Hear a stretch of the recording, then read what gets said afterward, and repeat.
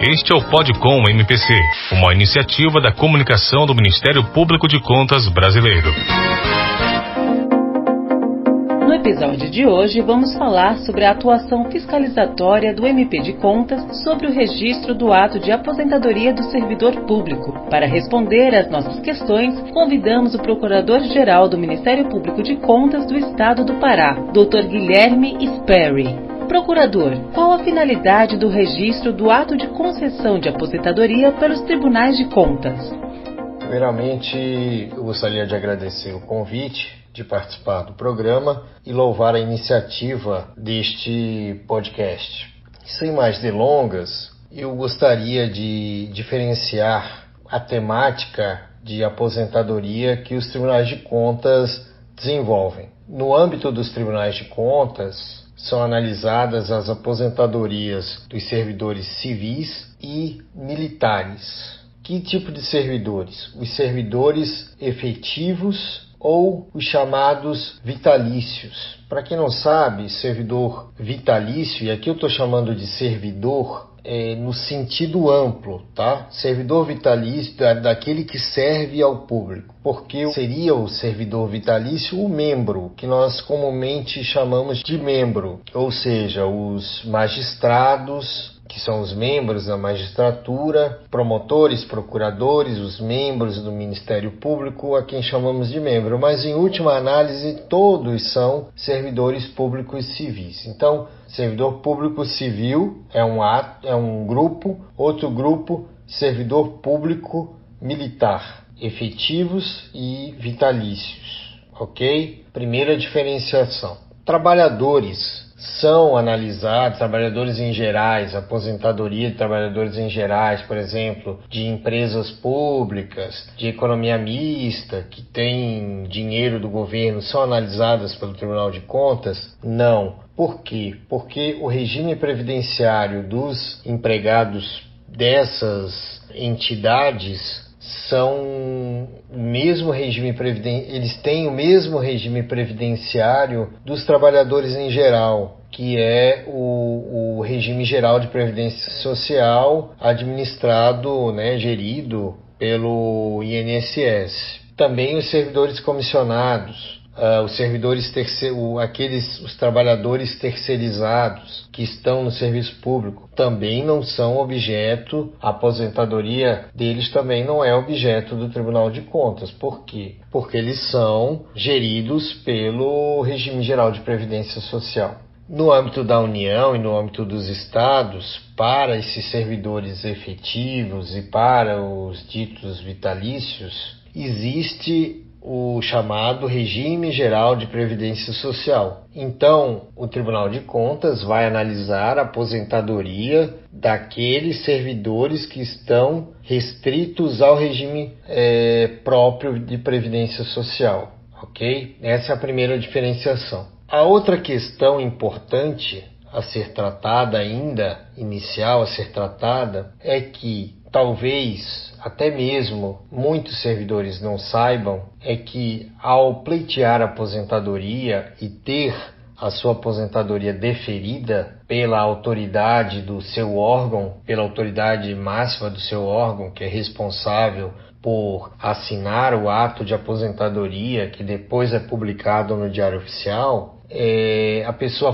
pega, saiu minha aposentadoria no Diário Oficial, ok, vou para casa, vou botar o pijama, vou cuidar da minha vida. E ela pensa que está resolvida a sua situação. E não é assim que funciona. De acordo com a jurisprudência do Supremo Tribunal Federal e a corrente majoritária da própria jurisprudência, também não só do STF e dos juristas, da quem chamamos aí no juridiquês de doutrinadores, do direito, a corrente majoritária, o entendimento majoritário é que o ato de aposentadoria do servidor público, esse que é analisado pelo Tribunal de Contas, aquele do servidor vinculado ao regime próprio de Previdência Social, ele é um ato complexo.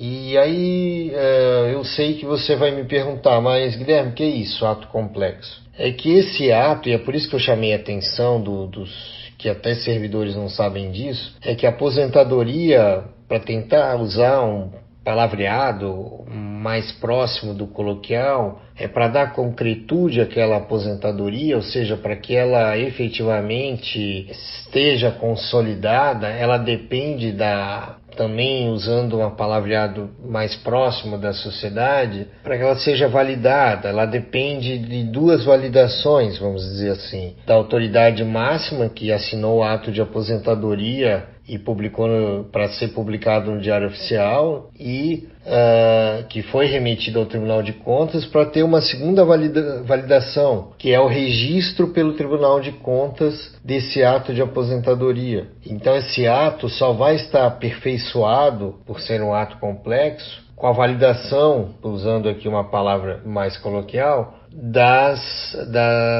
duas autoridades que detêm essa competência, de acordo com o ordenamento jurídico. Então, a partir do registro daquele ato pelo Tribunal de Contas, é que efetivamente o servidor pode respirar assim, graças a Deus, estou aposentado. Qual o papel do Ministério Público de Contas na análise dos atos de registro de aposentadoria?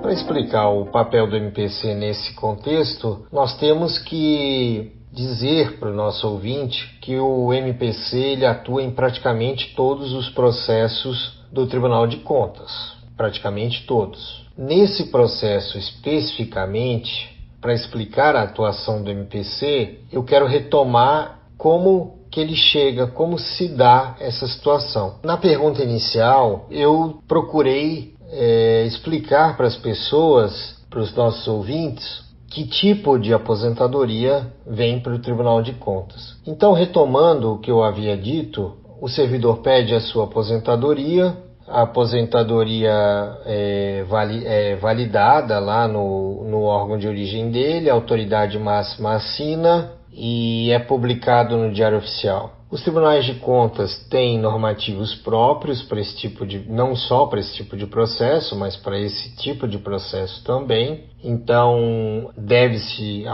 autoridade, e a sua assessoria deve estar atenta aos prazos e à documentação que precisa ser encaminhada junto com o ato de aposentadoria. Toda essa documentação, todo esse arcabouço de documentação vem para o Tribunal de Contas e dá entrada no Tribunal de Contas, na Secretaria do Tribunal de Contas. Saindo da Secretaria de Tribunal de Contas, vai para a unidade técnica. A unidade técnica vai analisar essa aposentadoria, toda essa documentação e vai, se entender que está tudo ok, vai fazer um relatório pelo registro daquela aposentadoria, um relatório opinando pelo registro daquela aposentadoria. Se entender que há irregularidades, normalmente vai abrir diligências para correção ou apresentação de documentos complementares. Entendendo que está tudo ok, opina pelo registro de aposentadoria. Entendendo que não está ok, vai opinar pela denegação do registro, ou seja, pela não validação daquele ato de aposentadoria. Terminada a instrução, vem para o Ministério Público de Contas, que também vai fazer uma análise de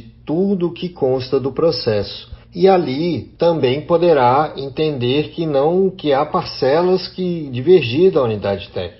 Entender que há parcelas que não estão corretas e solicitar a correção dessas parcelas, pedindo então ao relator do processo a reabertura desse processo.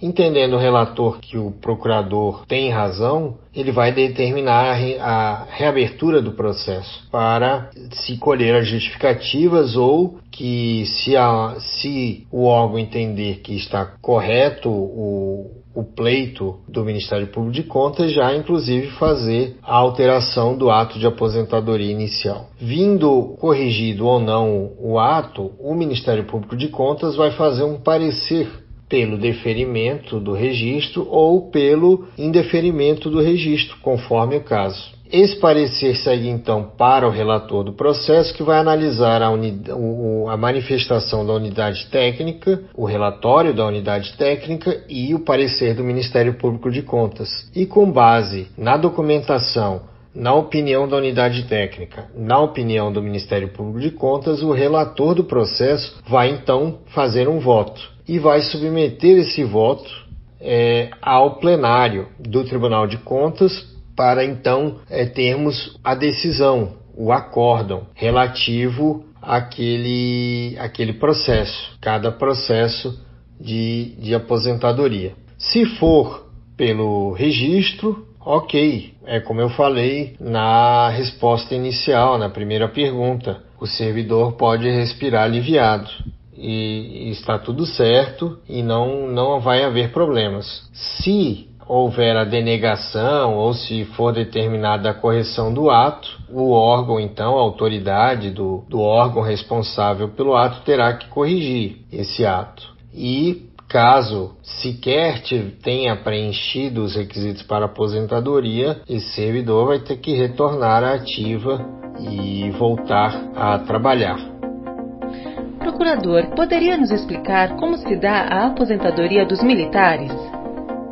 Essa questão dos militares é interessante de ser explicada. Os militares, quando, via de regra, irão sair da ativa, eles vão para o que é chamado de reserva. Quando eles estão nessa dita reserva, é feito esse ato, que o militar vai para a reserva, eles não estão mais na ativa. Porém, é muito comum, principalmente no âmbito dos estados, que essas forças militares, como se aposentam muito cedo, sejam utilizadas, sejam convidadas, ainda que na reserva, sejam convidadas para projetos específicos. Então eles retornam, tiram o pijama e retornam. Enquanto estão nesse período de reserva, eles não são mais da ativa, mas podem eventualmente vir a ser chamados, convocados para algum projeto específico e voltam então a desempenhar suas atribuições. Quando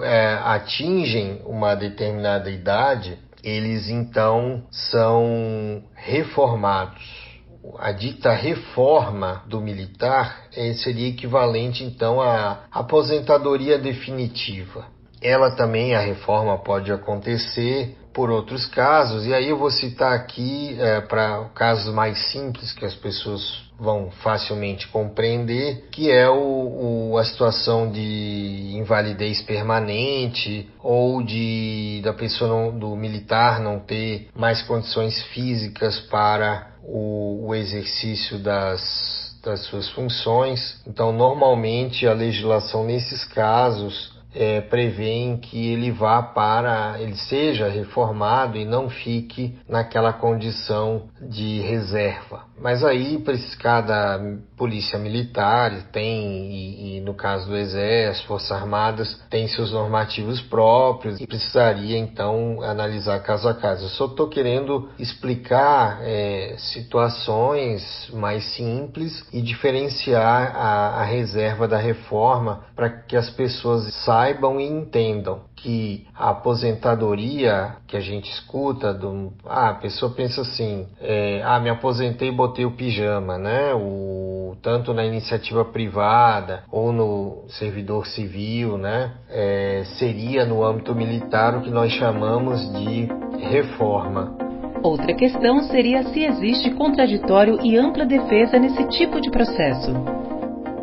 Essa pergunta do contraditório e da ampla defesa é uma pergunta bastante polêmica. Eu vou explicar por quê. Com relação a essa temática, recentemente, o Supremo Tribunal Federal, no recurso extraordinário 636553, lançou o tema 445 e fixou repercussão geral na tese de que, passados 5 anos da chegada do ato de aposentadoria ao Tribunal de Contas, teria-se que aplicar o princípio da segurança jurídica e eventuais parcelas indevidas não poderiam mais ser corrigidas. Antes dessa questão ser fixada, desse entendimento ser fixado pelo STF, se entendia que, passados 5 anos contados da chegada do ato ao Tribunal de Contas,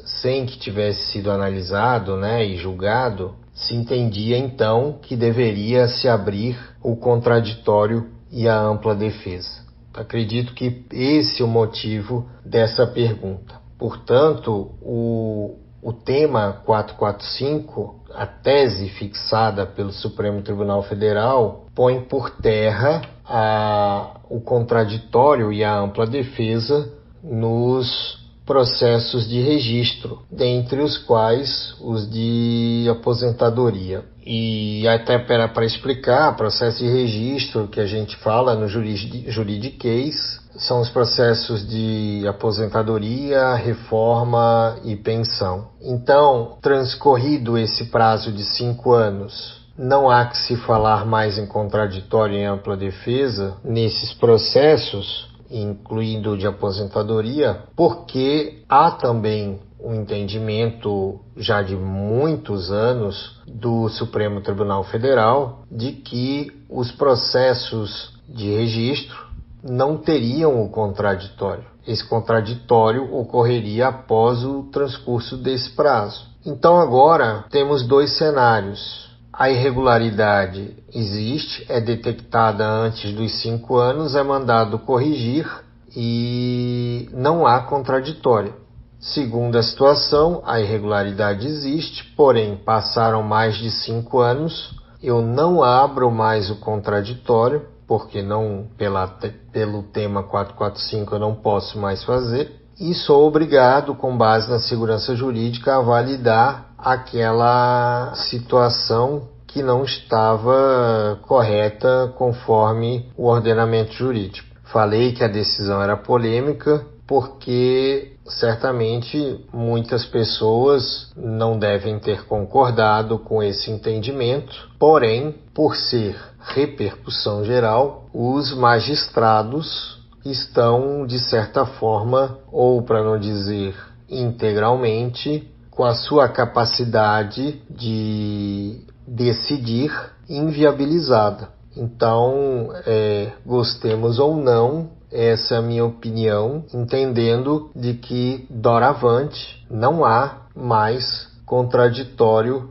nesse tipo de processo. E aí vale também mais um comentário, porque se o ato estiver correto, não há razão para se fazer contraditório. O ato está correto, vai ser validado, ok. Se só há motivo para contraditório ou para abertura para explicações, quando há problema no ato de aposentadoria ou no ato de pensão ou no ato de reforma. É por isso que se abre o contraditório.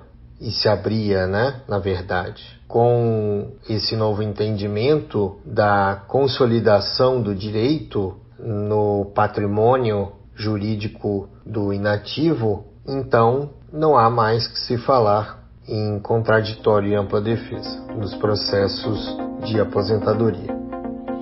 Procurador, qual o prazo para registro do ato de concessão de aposentadoria? Eu não gostaria de falar em prazo específico para análise dos atos de aposentadoria, porque assim como os tribunais do Poder Judiciário, os tribunais de contas são abarrotados de processo. Além disso, muitas vezes o ato de aposentadoria demora muitos anos para chegar para o Tribunal de Contas, porque há demora no órgão de origem e no órgão previdenciário para o envio das documentações ao Tribunal de Contas, para que então se inicie o processo de registro daquele ato de aposentadoria, se inicie a análise. Há uma demora grande, porque também há um volume muito grande na origem, para o encaminhamento desses atos ao Tribunal de Contas. A mudança por meio do tema 445, essa mudança na jurisprudência do STF, faz com que nós devamos ter ainda mais cuidados quanto ao prazo limite, que agora é de 5 anos. Portanto, o julgamento, eu diria que o julgamento do processo que analisa, né, o ato de aposentadoria, o registro do ato de aposentadoria, deve se dar com uma margem de segurança para evitar a consolidação de direitos indevidos, por mais meritória que seja a tese fixada pelo STF. Concordemos ou não, é o entendimento que está posto e que nós necessitamos conviver. Então, o que eu diria é que nós precisamos estar atentos a essa mudança de paradigma para que esse tipo de processo seja julgado preferencialmente com uma margem de segurança anterior ao prazo fixado pelo Supremo e nós tenhamos uma efetividade na análise desse tipo de processo. Caso contrário, poderemos estar aí validando gastos indevidos e muitas vezes excessivos que os estados e a União e os municípios aqueles que tenham um regime próprio, terão que arcar, né? É importante último ensinamento, o regime próprio de previdência social, que eu expliquei logo lá no começo. A União tem o seu, os estados cada um tem o seu, e alguns municípios têm regime próprio de previdência social. Não é algo muito simples de se ter, a legislação evoluiu nos últimos anos, precisa demonstrar capacidade atuarial, enfim, cada vez mais difícil para os municípios terem regime próprio de previdência social. Então, eu acho que eu consegui, nesse curto espaço de tempo, trazer um pouco de ensinamento sobre esse tema. Tentei ao máximo ser didático, utilizar o mínimo do juridiquês. Nem sempre a gente consegue escapar dos termos jurídicos, mas eu procurei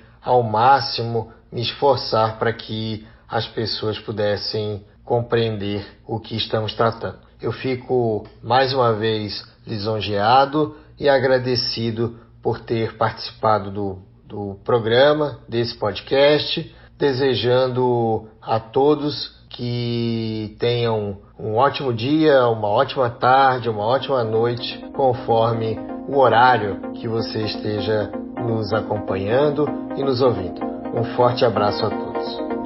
E esse foi o Podcom MPC de hoje. Agradecemos imensamente a participação do Procurador-Geral do Ministério Público de Contas do Estado do Pará, Dr. Guilherme Sperry. Este é o Podcom MPC, uma iniciativa da comunicação do Ministério Público de Contas brasileiro.